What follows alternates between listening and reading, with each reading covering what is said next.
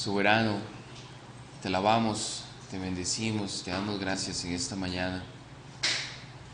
Un grupo de hermanos escogidos por gracia y misericordia suya, venimos hoy a aprender de ti, a ser edificados, a alabarte, a conocerte, porque tú eres digno de ser alabado, glorificado, y a ti te venimos a dar gracias.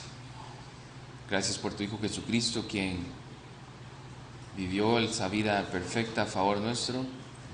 Gracias por Jesús, quien tomó nuestro lugar en la cruz. Y hoy celebramos una vez más esa victoria. Hoy celebramos a un Dios que resucitó entre los muertos. Tu Hijo Jesucristo es Dios. Está sentado a la diestra del Padre, intercediendo por los suyos, por tu iglesia. Y sabemos, Señor, que así como usted fue elevado al cielo, recibido y entronizado en el cielo, sabemos que volverás para juzgar a vivos y a muertos. Padre, en tus manos ponemos el estudio de hoy. Edifícanos y que podamos también compartir y si hay preguntas, que durante el estudio queden aclaradas. Cualquier duda, Señor. Usa al maestro. Gracias por el silencio que ahorita experimentamos. Continúanos en ese silencio, Señor. Gracias porque hoy a las 8 tú respondiste a la oración. Tú nos escuchas en tu misericordia y por los méritos de Jesús, y eso lo hace el Espíritu Santo, que con gemidos indecibles, dice su palabra, que intercede por tu iglesia. Gracias te damos, oh Padre, en el nombre de Jesús. Amén. Pueden tomar asiento, mis amados hermanos. Hoy vamos entonces con el domingo 12 del Catecismo de Heidelberg. El Catecismo de Heidelberg. Un catecismo es una forma de enseñar preguntas, respuestas teológicas. Y estamos viendo el credo apostólico que comenzamos a estudiar a partir de el domingo 7. Y estamos en el artículo 2 que dice: creo en Jesucristo, su único Hijo, nuestro Señor. El artículo 1 ya lo vimos: creo en Dios Todopoderoso, Padre Todopoderoso, Creador del cielo y de la tierra. Hoy estamos viendo por qué es importante creer que Jesucristo, su único Hijo y nuestro Señor, y en Él creemos. La lección de hoy es por qué entonces le llamamos a Jesús Cristo y por qué nos llaman a nosotros cristianos. Pareciera una pregunta fácil, pareciera una pregunta que a veces pasamos por alto, que muchas veces asumimos así el Cristo y estamos familiarizados con el título del Mesías como Cristo, ¿verdad? Yo espero que hoy profundicemos en esto, que pareciera algo del ABC del cristiano, de algo fácil, algo que todos aprendemos incluso porque venimos de la Iglesia Católica, no tenemos problemas con decir que Jesús es el Cristo, pero vamos a ver que la Biblia nos enseña con hermosos detalles por qué a Jesús se le llama el Cristo y qué tiene que ver eso también con nosotros como nacidos de nuevo. Entonces, hemos visto que Jesús es Dios, Jesús es el Señor, Jesús es nuestro Salvador. Eso significa Jesús, Él es el Salvador. Y en cuanto a la salvación, este es el nombre que muestra de forma más clara su obra, ¿verdad? Jesús. Tanto así que los primeros cristianos utilizaron el signo de un pez, no sé si por ahí tienes la imagen para que la compartas, para identificarse entre ellos, y ese símbolo se refería al acróstico que en forma de letras de la palabra pez en griego, ¿verdad?, era representativo para ellos. ¿Recuerdan? Ese acróstico tiene 5 letras en griego, y esas 5 letras con el símbolo del pez les comunicaba a ellos que Jesús, la I, la X, yo no sé cómo se pronuncia eso en griego, es Cristo, esa O con un cosito ahí en el medio de Dios, la Y, Hijo, y ese símbolo de suma, ¿verdad?, que encuentras en el Word, el Salvador. Entonces, con el acróstico pez del griego, los cristianos con ese símbolo de pez estaban comunicando que ellos creían en que Jesús era el Cristo, el Hijo de Dios, el Salvador. Ahora Cristo, hoy vamos a ver por qué Jesús se le llama el Cristo. ¿Ok? ¿Por qué Jesús se le llama el Cristo? Resulta que la palabra Cristo es una transliteración al griego. ¿Qué es una transliteración? Es una palabra que se agarra del hebreo y se traduce al griego. Y la palabra en hebreo es Mesías. Cristo es Mesías. Y la palabra Mesías significa ungido. O sea, que cuando hablamos del Cristo, estamos diciendo el ungido de Dios. Cristo, el Mesías, el ungido. Los tres es lo mismo. Cristo, Mesías, ungido son lo mismo. Ahora bien, resulta interesante que si usted lee la Septuaginta es la traducción del Antiguo Testamento que fue escrito en hebreo, en arameo, y algunos escribas de mucho respeto, se cree que alrededor de unos 70, tradujeron el Antiguo Testamento al griego, y a eso se le llama Septuaginta. La Septuaginta, cuando hay partes que habla del ungido, lo traduce como Cristo. Y yo sé que para nosotros eso suena un poco como extraño, ¿verdad? Si usted leyera en el Antiguo Testamento algunas partes, y a esas partes usted va a leer Cristo, pero entendiendo que Cristo es Mesías y ungido, vamos a ver por qué entonces se esperaba a un Cristo y por qué ese Cristo, ese ungido, iba a ser diferente a los que ya Israel había tenido como ungidos. ¿Ok? Primera Samuel 24:6. Creo que también está en la pantalla. Primera de Samuel 24:6.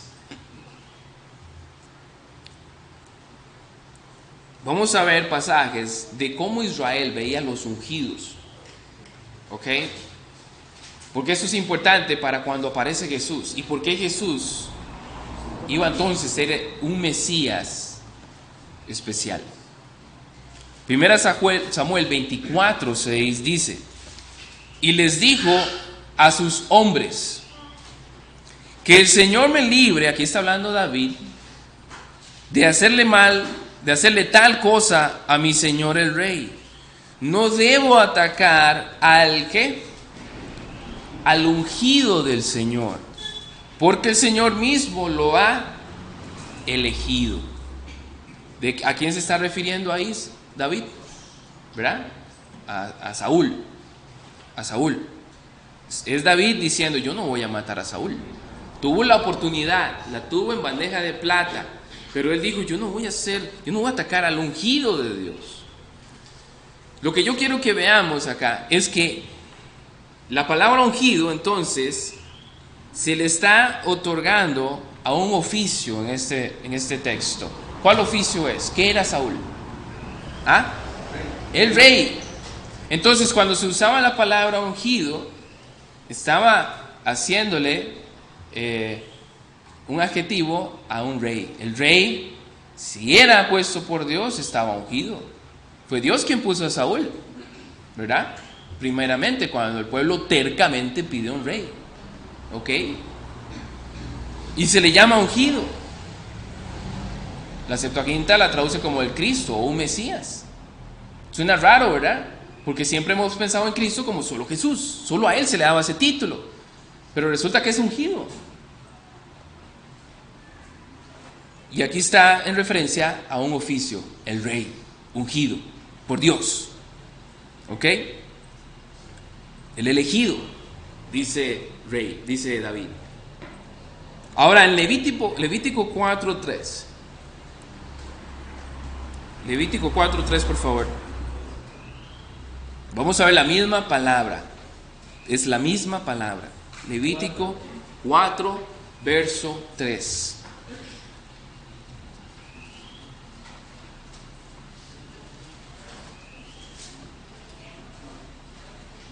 ¿Lo tenemos, sí? Ok, dice: si el sacerdote, ¿qué dice? Ungido, la misma palabra, pecare según el pecado del pueblo, ofrecerá a Jehová por su pueblo que habrá cometido, por su pecado que habrá cometido, un becerro sin defecto para expiación. Y está hablando de ese sumo sacerdote. El sumo sacerdote en el Antiguo Testamento, entonces se le da el adjetivo de ungido, se le califica como el ungido. De nuevo, es un Mesías, es un Cristo, el ungido. En este texto, ¿a qué oficio se le llama ungido? Ya vimos que con Saúl, como bien dijo David, rey. Ahora, sumo sacerdote. Muy bien. Vean cómo Israel usaba ese término ya dado por Dios. Dios estaba en ese sentido anunciando, y por Moisés lo dijo, que iba a venir un Cristo diferente. Hacia eso vamos. ¿Ok? Ahora vaya conmigo a Primera de Reyes 19:16, por favor. Primera de Reyes 19:16. Primera Reyes está después de Samuel, Segunda Samuel, antes de Primera Crónicas. Primera Reyes 19 y verso 16.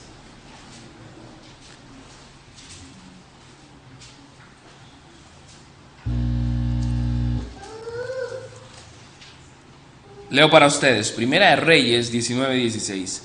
A Jehú, hijo de Nimsi, ungirás por rey sobre Israel, y a Eliseo, hijo de Safat, de Abel Meola, ungirás para que sea, ¿qué? Profeta en tu lugar. Profeta en tu lugar. Ahora, ¿a qué oficio se le está llamando ahora ungido? Profeta. Yo sé que ya más o menos ustedes van viendo para dónde vamos, ¿verdad?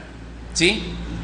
Ok, entonces, hemos visto que la palabra ungido se le usaba para el rey designado por Dios, para el sumo sacerdote, ¿verdad?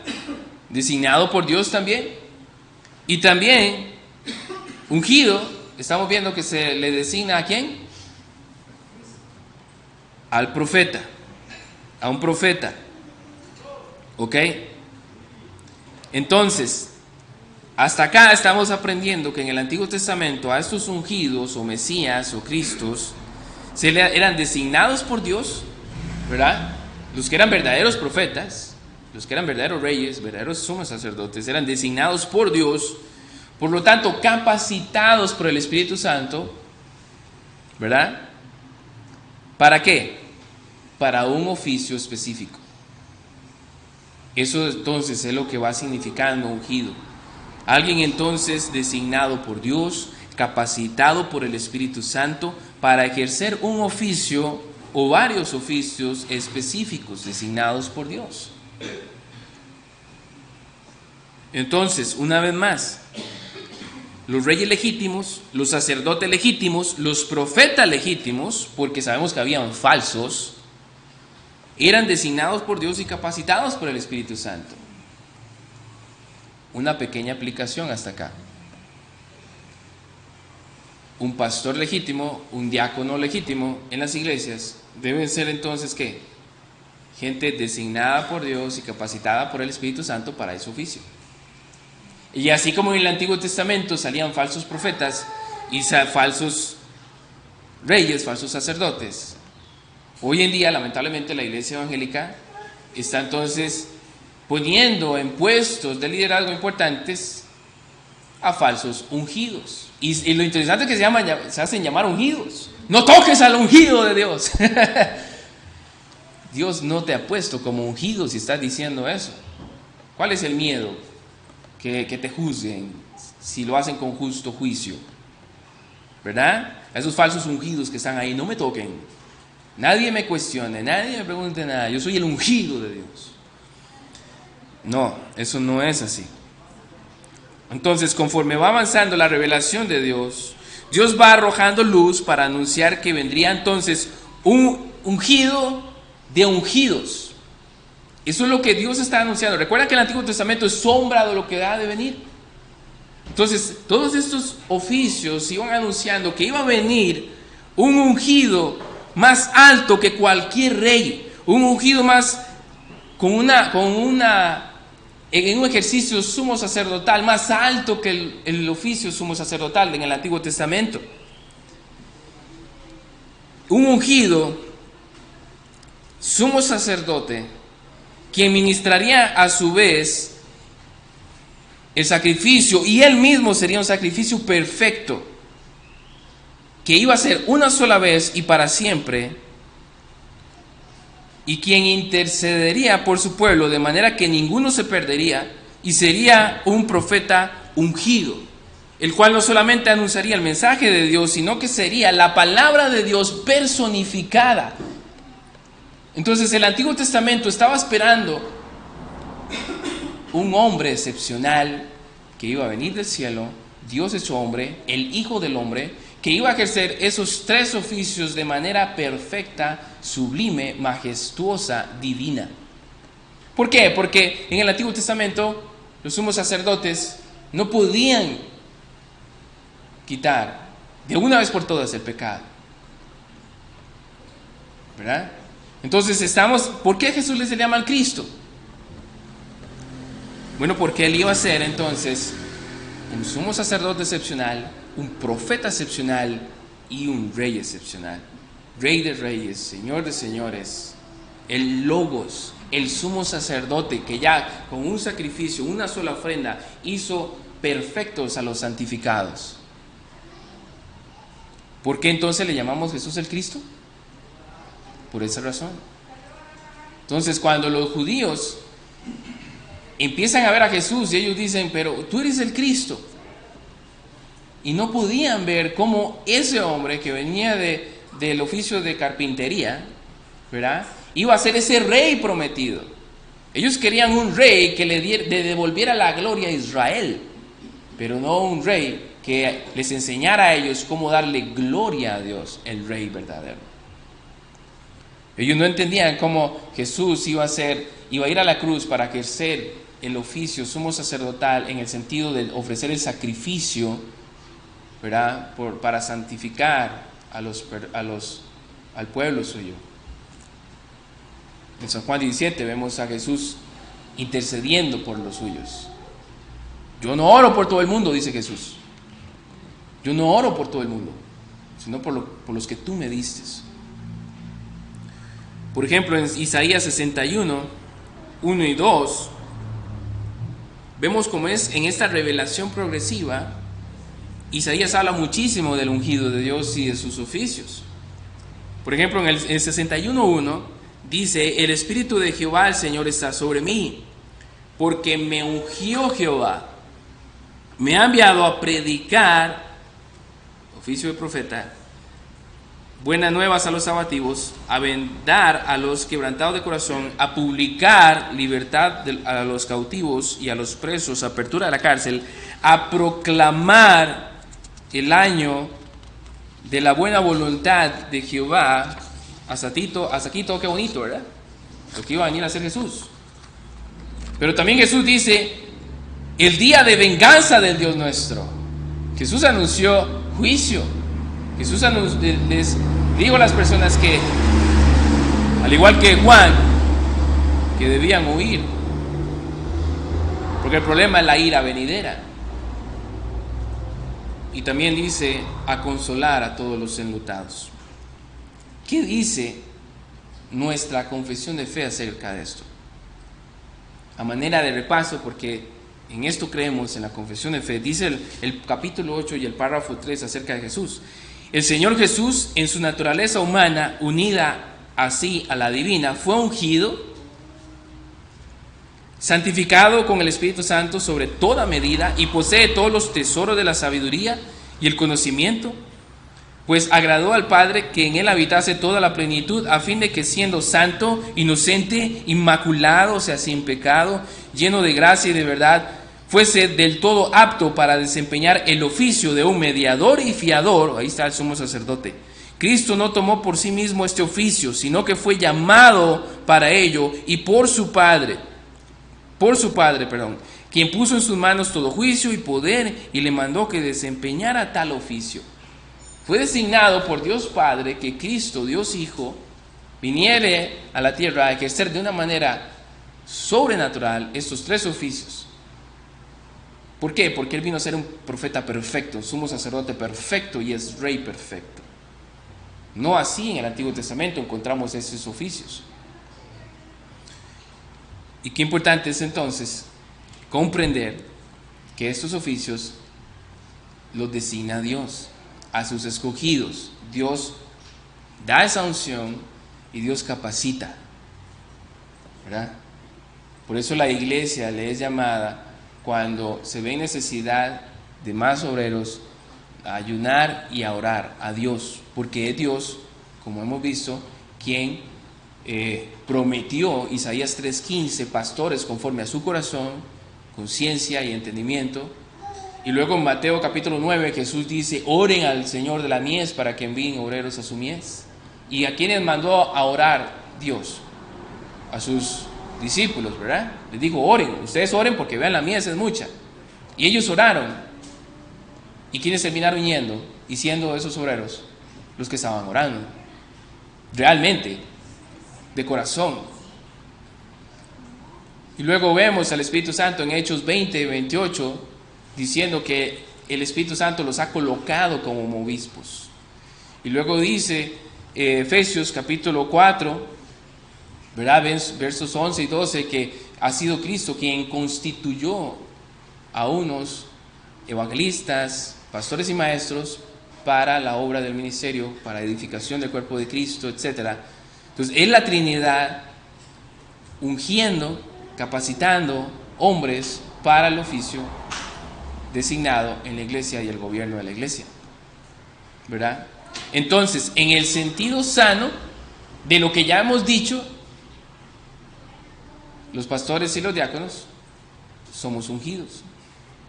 Somos los ungidos. Soy un medio pentecostal diciendo eso, pero sí somos ungidos. Ahora, usted también, si ha nacido nuevo, es ungido de Dios. ¿Por qué? Bueno, veámoslo ahora sí en la segunda pregunta, pero antes leamos la respuesta que nos da el catecismo. ¿Por qué se le llama a Cristo, es decir, ungido? Respuesta: para ser supremo profeta y maestro, ¿verdad? Para ser nuestro profeta y maestro, que eso ya lo vimos, pero leamos igual, no importa, leamos igual en este punto de profeta y maestro. Vayamos a Hebreos, por favor. Vaya conmigo a Hebreos capítulo 1.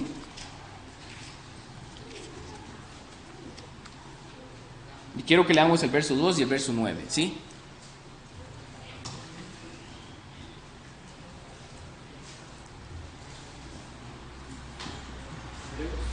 Hebreos 1. Y vea cómo el autor de Hebreos habla acerca de Jesús. Dice el verso 2 y luego leemos el verso 9. En estos días, en esos postreros días, nos ha hablado por el Hijo, a quien constituyó heredero de todo y por quien asimismo hizo el universo. Dice que Dios en los postreros días nos habló por medio de los profetas, pero en los postreros días vino a hablarnos por medio de su Hijo, y dice que nos ha hablado. Lo que venimos diciendo, Él es profeta, la palabra de Dios encarnada. Y el verso 9: has amado la justicia y has aborrecido la maldad, por lo cual te ungió Dios. Te ungió Dios, el Dios tuyo. Por eso le decimos a Él Cristo, el ungido de Dios. Dice también que entonces se nos ha revelado plenamente el secreto y consejo y voluntad de Dios acerca de nuestra redención, para ser nuestro único y supremo pontífice. Eso suena medio católico romano, ¿verdad? El sumo pontífice. Jesús es el sumo pontífice, el sumo sacerdote, lo que quiere decir.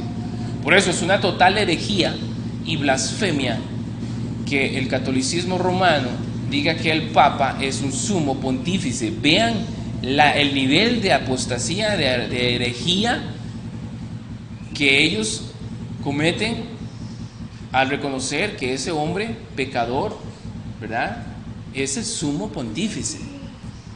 sumo sacerdote, vicario de Cristo aquí en la tierra. Herejía tremenda. No, Jesús es el supremo sumo sacerdote. Jesús es nuestro supremo sumo pontífice, quien por el solo sacrificio de su cuerpo nos ha redimido e intercede continuamente delante del Padre por nosotros. ¿Ok? Para ser nuestro Rey eterno. Ahora, nada más quiero que vayan al Salmo 110, verso 4, en cuanto a nuestro sumo pontífice, por favor, porque nada más para hacer un comentario con respecto al Salmo 110, 4. El Salmo 110, al igual que muchos salmos, es un salmo mesiánico. Y dice el verso 4, juró Jehová y no se arrepentirá, tú eres sacerdote para siempre, según el orden de Melquisedec. El Salmo 110 fue escrito después de que Dios dijera en el antiguo pacto cómo era el ritual de la ordenación o el orden sacerdotal levítico. Después de eso, que Dios le dijo a los levitas cómo hacer su trabajo de sacerdocio y todo esto, en el Salmo 110, que es después de esa ordenación o de ese orden, Dios viene a decirle al pueblo que va a venir otro nuevo orden, una nueva ordenación, pero no es conforme al antiguo pacto, no es conforme al pacto que Dios hizo con Israel y al orden levítico. Este verso está anunciando que va a venir un nuevo sumo sacerdote. Por lo tanto, si hay cambio de sacerdocio, hay cambio de ley, hay un nuevo pacto. ¿Ya? Cambio de sacerdocio, nuevo pacto. El hermano y yo estamos en un instituto ahí de Hard Cry viendo unos videos. Yo me estoy tirando ese estudio del nuevo pacto y estoy quemándome, ¿verdad?, por enseñar eso, porque es bellísimo. A manera ¿cómo se dice? De spoiler, ¿verdad? Siendo spoiler un poco, cuando uno estudia esto a profundidad, desemboca en las doctrinas de la gracia. Muchas veces los cristianos que llegamos al conocimiento de la gracia, llegamos por el conocimiento bíblico de citas separadas, pero muy pocas veces emprendemos que no vemos la gracia dentro de la doctrina del pacto. Eso es lo que hace robusto y sustenta la doctrina de la gracia. De manera que estudiar eso es bellísimo. Bien, entonces, Jesús es ese sacerdote ungido. Y dice el punto F, para ser nuestro eterno Rey. Nuestro eterno Rey, Mateo 18. Pasemos ahí para ya avanzar a la segunda pregunta. Un texto nada más que refuerza algo que para nosotros es muy natural, por decirlo así, ¿verdad? Mateo 28, 18.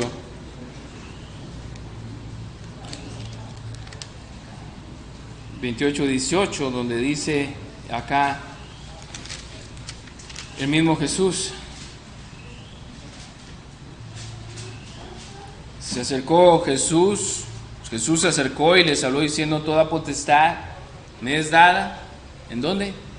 En el cielo y en la tierra. Lo que dijo Isaías, lo que está diciendo el Salmo 110, un salmo mesiánico, declarando que Jesús es Rey, Señor, Dios. De manera, hermanos, entonces, que ¿por qué entonces se le llama a Jesús el Cristo? Bueno, Él es ungido de Dios para que ser de forma suprema y sobrenatural, porque Él es Dios, el oficio del sumo sacerdotal, el oficio profético, el oficio del Rey, de manera perfecta y eterna, a favor de su pueblo. Por eso le llamamos a Él el Cristo, ese ungido de ungidos, ese profeta, ese sumo sacerdote, ese Rey esperado en el Antiguo Testamento, viene a ser Jesús. Ahora, ¿por qué entonces nos llaman a nosotros cristianos? Y en ese punto vamos tal vez a orar menos. ¿Por qué nos llaman a nosotros cristianos?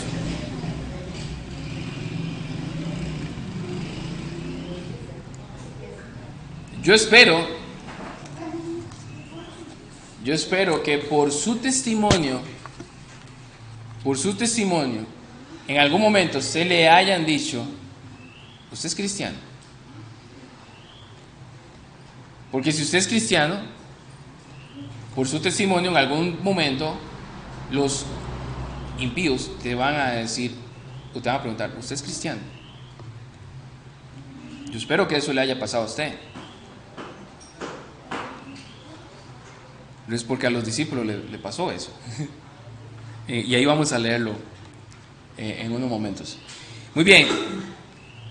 ¿Por qué se nos llama cristianos? La respuesta: porque por la fe, y me encanta cómo empieza la respuesta, es por la fe, no son por nuestros méritos, no son por lo que somos nosotros, no es porque ahora nos portamos mejor, no es porque ahora conocemos la palabra de Dios, entonces podemos predicarla y explicarla. Es por la fe que ahora soy miembro de Jesucristo y participante de, ¿qué dice ahí? De su unción. ¿Ven por qué es importante haber explicado primero lo de la unción? Para que ahora que el catecismo nos dice que ahora participamos en su unción, yo ahora lo comprenda. El sumo sacerdote en el Antiguo Testamento participaba de esa unción, el profeta, los reyes. ¿Por qué? Porque estaban en Cristo, unidos a Cristo. Nosotros como iglesia participamos también de esa unción. ¿Para qué? Note que dice, para que confiese su nombre. Si Dios me ha llamado a ser su hijo, si Dios me ha ungido, sanamente hablando, con el contexto de lo que estamos hablando, ¿qué dice esa respuesta? ¿Qué piensan ustedes cuando se refiere a confesar su nombre? Jesús es el Señor de nuestras vidas, no solamente nuestro Salvador. Ok, Jesús es el Señor. Si Jesús me ungió, dice que para que confiese su nombre. Bueno, vamos a Hechos 19, para que veamos qué estaba pasando ahí, para que veamos por qué nos llaman cristianos. 19, por favor.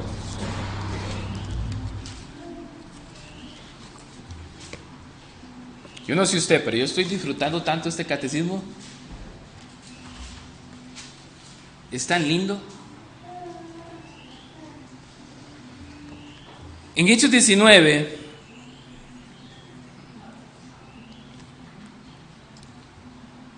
vamos a ver lo que está pasando ahí.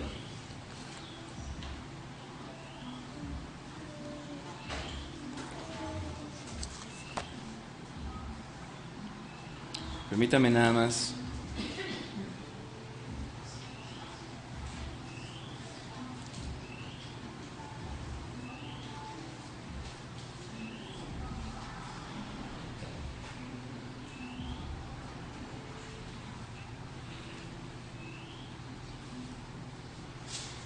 Hechos 19.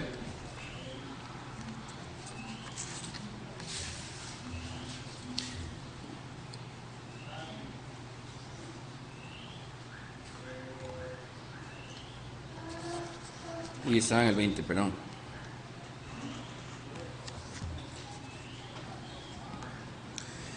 Hechos 19, vamos a leerlo. Dice así: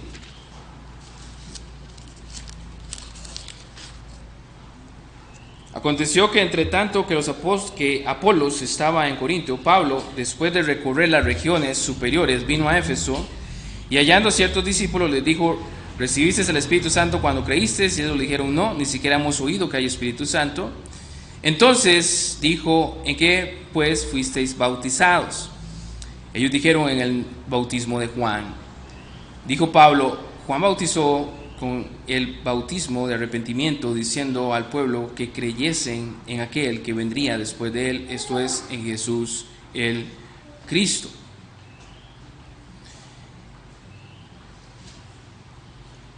Cuando oyeron esto, fueron bautizados en el nombre del Señor Jesús. Y habiéndoles impuesto Pablo las manos, vino sobre ellos el Espíritu Santo, y hablaban en lenguas. ¿Y qué hacían? Profetizaban, ¿verdad? Adelantémonos un poco y vayamos al texto aquí en el 19, donde dice que a ellos les llaman ahora cristianos, donde habla de Antioquía. Ese es el texto que por alguna razón se me perdió aquí en el bosquejo.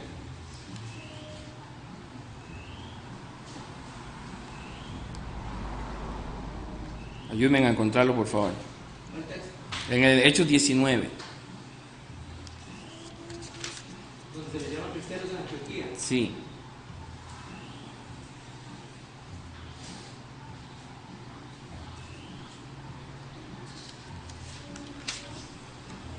Vamos a ver.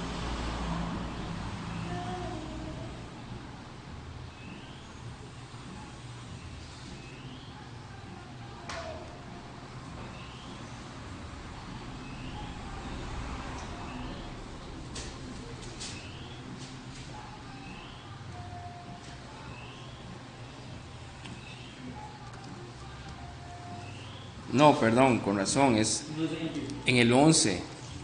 Perdón, con razón. Es en el 11.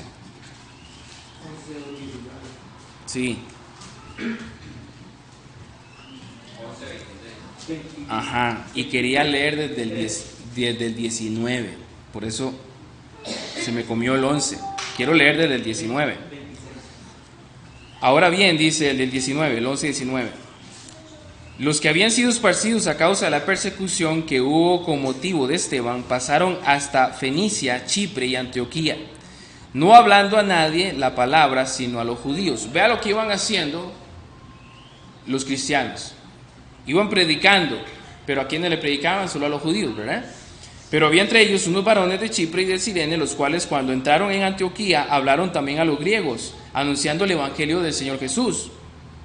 Y la mano del Señor estaba con ellos, y gran número creyó y se convirtió al Señor. Llegó la noticia de estas cosas a oídos de la iglesia que estaba en Jerusalén, y enviaron a Bernabé que fuese hasta Antioquía. Cuando llegó y vio la gracia de Dios, se regocijó y exhortó a todos a que con propósito de corazón permaneciesen fieles al Señor, porque era varón bueno y lleno del Espíritu Santo y de fe, y una gran multitud fue agregada al Señor.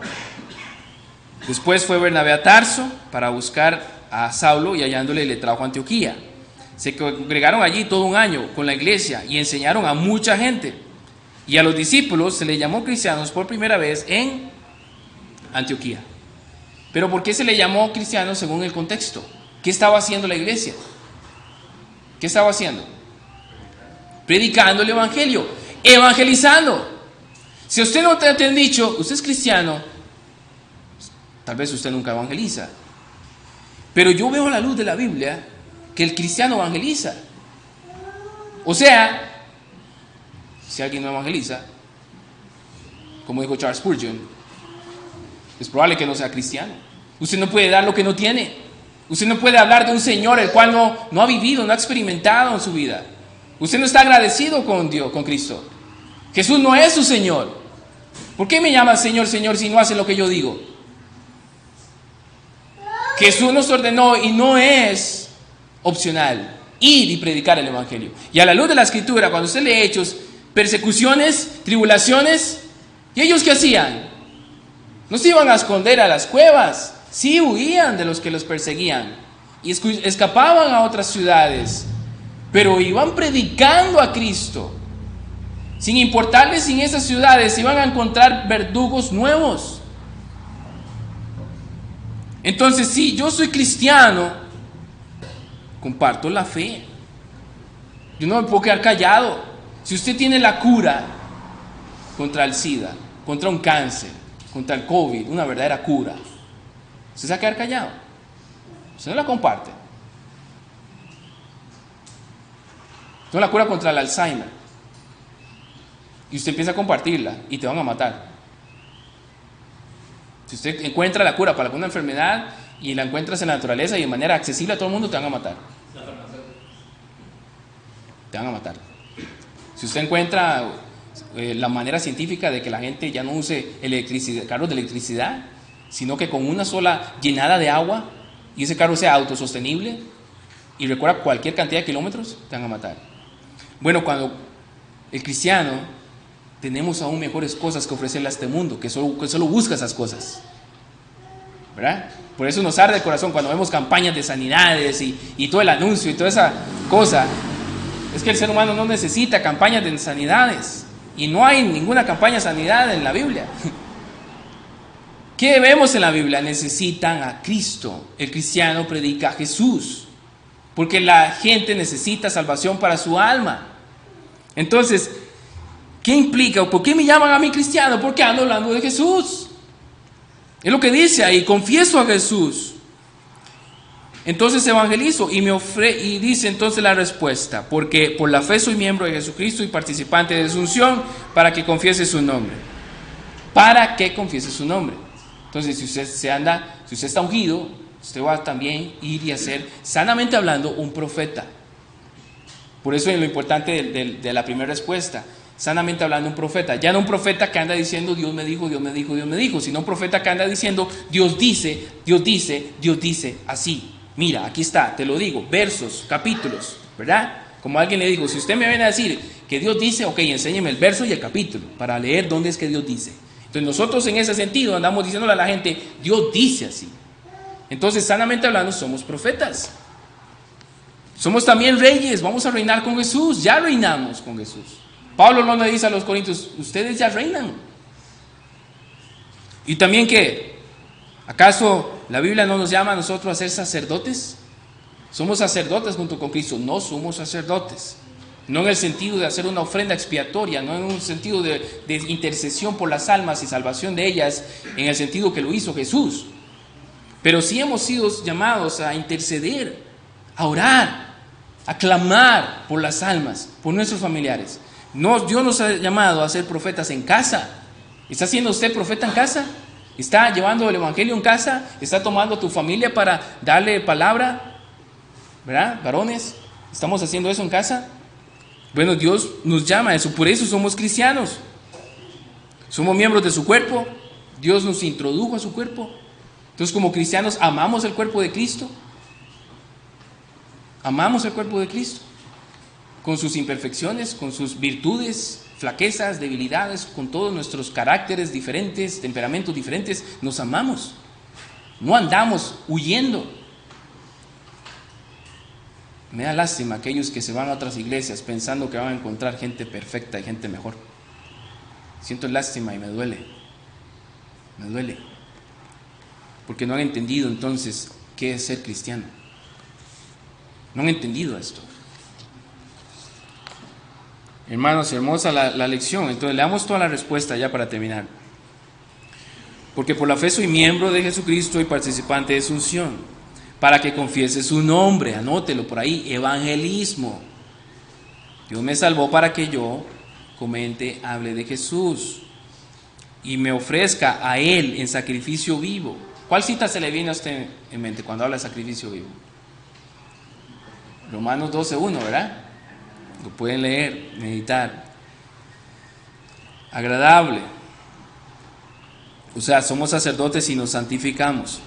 Y que en esta vida luche contra el pecado y Satanás con una conciencia limpia y buena, y que después de esta vida reine con Cristo eternamente sobre todas las criaturas. ¿Había usted meditado en por qué soy cristiano de esta manera? ¿Verdad? ¿Por qué soy cristiano? Bueno, porque por la fe estoy unido a Jesús. Porque por la fe soy unido a Jesús. Participo entonces de esa unción. Tenemos el mismo espíritu que Jesús, ¿verdad? Tenemos la misma comisión en el sentido de ir a anunciar las buenas nuevas. Tenemos el mismo oficio en el sentido de interceder. Somos sacerdotes del Dios Altísimo ahora y reinamos con Jesús. Él es nuestro Rey. Somos entonces pequeños Cristos, en el sano sentido de lo que venimos diciendo, porque somos ungidos, ¿verdad? No en el nivel de Jesús, jamás, pero en ese sentido sí. Y espero que me estén entendiendo a la luz de lo que estamos diciendo. y reinamos con Él. Hermanos, bellísimo ser cristiano. Bellísimo comprender por qué a Jesús le llamamos Jesús, Cristo. Termino con un breve comentario que me causa tristeza. Estaba hablando en estos días con un hermano que yo le pregunté, mira, ¿cómo te fue con evangelismo? Porque en la iglesia de él, bautista, querían hacer un mes de evangelismo. Y él fue el que me contactó y me dijo, a mí me gustaría que llevaran el ministerio de evangelismo ahí. Entonces yo le envié el brochure y eso, y el pastor le respondió a él, cuando él le dio el brochure, le dijo, el problema con ellos, o con este seminario, es que dan teología muy fuerte. Y el problema es que nuestra congregación es gente nueva, y muchas cosas no la van a entender. Entonces hay que entrar al evangelismo con algo más suavecito, lechita, más liviano. Entonces a mí me da tristeza porque yo le decía a él, un pastor siempre va a tener enfrente personas con diferentes niveles espirituales y debe saber alimentar tanto al niño espiritual como al joven espiritual como al maduro espiritual. De manera que eso es pura excusa. Ahora, si no les da yo le dije, mira, o sea, entonces él mismo me decía a mí, ¿y entonces cuándo le va a dar? ¿Cuándo es el momento para darle carnita? Le digo yo, sí, hermano. ¿Y qué es el evangelio? O sea, ¿cómo es posible que un cristiano sea salvo y algo impida que empiece a conocer la justificación, la sustitución, la redención, la doble imputación? Si eso es el fundamento de lo que pasó en la cruz, Jesús mismo, estas cosas. Yo le decía a él, vaya, indague a los hermanos, pregúntele, ¿qué me diría usted si yo le pregunto a usted qué es la doble imputación? Y a otro pregúntele, ¿qué me diría usted si yo le pregunto a usted qué es sustitución? ¿Qué es la propiciación? Decime, ¿qué es la propiciación? ¿Qué es la justificación? Y usted mismo se va a dar cuenta que la gente necesita eso. Pero hermanos, es triste, es muy probable que falsos ungidos estén al frente de muchas congregaciones, porque no los ha llamado Jehová, no los ha ungido Jehová, no los ha colocado el Espíritu Santo y no han sido constituidos por Jesús. Y la iglesia, como no sabe estas cosas, como nunca les enseñan, como solo les pueden dar lechita toda la vida, nunca van a poner verdaderos ungidos al frente para que les alimente y les edifique. 5 minutos para comentarios. Amén, hermano. Si nosotros somos pequeños Cristos y somos también reyes, profetas y sacerdotes, no debemos de perder de vista también que si nosotros fuimos con Cristo juntamente crucificados y vamos a reinar con Él, nosotros vamos a ser con Cristo Jesús también, porque aquí en esta segunda pregunta tiene una parte escatológica. Ajá, correcto. Una conciencia muy buena que después de esta vida reine con Cristo eternamente sobre todas las criaturas. Nosotros reinamos con Cristo y nosotros en el día venidero del día tercero no solamente vamos a reinar con Cristo, sino que también vamos a juzgar a los vivos, vamos a juzgar a los que están condenados. Eso es muy importante. Vamos a hacer también, no sé cómo vamos a participar, pero vamos a juzgar a los condenados y a los ángeles. Y me voy a una cita en otro contexto.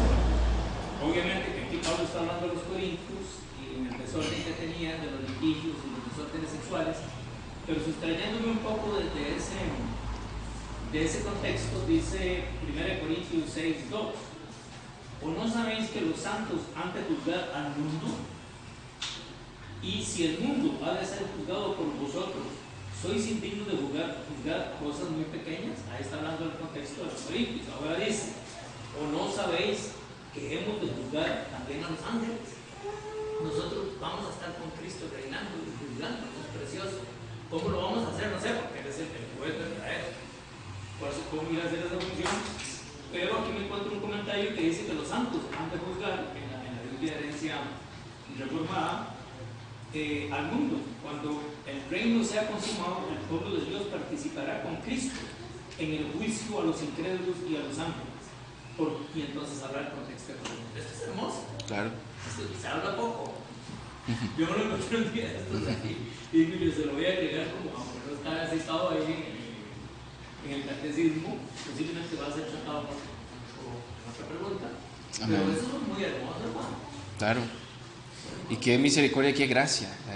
Qué méritos tenemos nosotros para participar en eso, hermano. Hermano pastor. Para agregarle a ese comentario que decían ustedes de que lastimosamente la mayoría de cristianos que están en las iglesias no conocen el evangelio, no lo conocen o no lo han escuchado tal cual está en la Biblia, y por eso tienen esa ignorancia que no crecen. La semana pasada conversé con un hombre y me comentó que lo habían colocado como pastor de jóvenes en la iglesia. Yo le dije, ¿le gustaría aprender a interpretar la Biblia? Las reglas de la interpretación, etc. Y me dijo que sí, en qué parte lo impartía yo, etc. Luego conversando con él ya para ponernos de acuerdo, me dijo que él iba a comentar al pastor a ver qué opinaba. Reflexionando en eso yo decía, o sea, ponen a alguien a enseñar que no sabe interpretar la Biblia, imagínate lo que va a hacer. Y yo me puse en sus zapatos porque ese fui yo. Eso pasó conmigo, Sí. ¿verdad? Y al mismo tiempo vi en él que no ve la importancia de, ok, me pusieron a predicar, me ofrecen cómo aprender a interpretar la Biblia. Yo, en los zapatos de él, no tuviera ni que preguntarle al pastor nada. Me pusieron a predicar, me van a enseñar a interpretar la Biblia. Oye, ahí apúnteme, ¿verdad? Y si el pastor dice que no, imagínate, ¿verdad? Me lo ponemos para que Dios abra las puertas y que este hombre tiene un grupo de jóvenes disponible, que Dios pueda usar a ese hombre para comunicarle correctamente la palabra. Amén. Amén. Vamos a orar. Padre, te damos la gloria y la honra. Gracias porque nos permites hoy refrescar y meditar en la palabra Cristo. Y hemos comprendido que no hay nadie como Jesucristo. Él es el único que ejerció los 3 oficios: profeta, sumo sacerdote y rey. Y los ejerce de manera hermosa. Señor, cuando los siervos suyos se paran en un púlpito y trazan la palabra bien, ahí no solo hay un ungido, ahí hay 2. Estás tú y está ese humilde siervo inútil siendo un instrumento suyo. Que la iglesia pueda comprender, Señor, que tú estás con nosotros, dándonos palabra. En ese sentido sigue siendo nuestro profeta. En todo el sentido sigue siendo, Señor, nuestro sumo sacerdote. Tú eres nuestro rey soberano. Y si decimos que tú eres nuestro Dios, ayúdanos a someternos voluntariamente a lo que tú nos ordenas hacer. Si soy cristiano, Señor, que no me llame yo mismo, yo soy cristiano. Que la gente, cuando me vea, cuando me escuche hablar y comportarme, la gente juzgue y ellos digan, él es cristiano. Con eso están diciendo, él sigue a Jesús, él imita a Jesús. Es un pequeño entonces Cristo que sigue al magnífico Cristo, al impecable Cristo, maravilloso y eterno Rey soberano. Gracias te damos porque tu presencia hermosa está acá. Gracias por este hermoso estudio y este hermoso catecismo. Concédenos salir de acá transformados por esto. Concede vida eterna a los que no han nacido de nuevo, porque solo en Jesús hay salvación. Oramos por el refrigerio que vamos a tener y que nuestros corazones sigan en meditación para prepararnos para el culto que está por comenzar. En el nombre tuyo oramos. Amén y amén.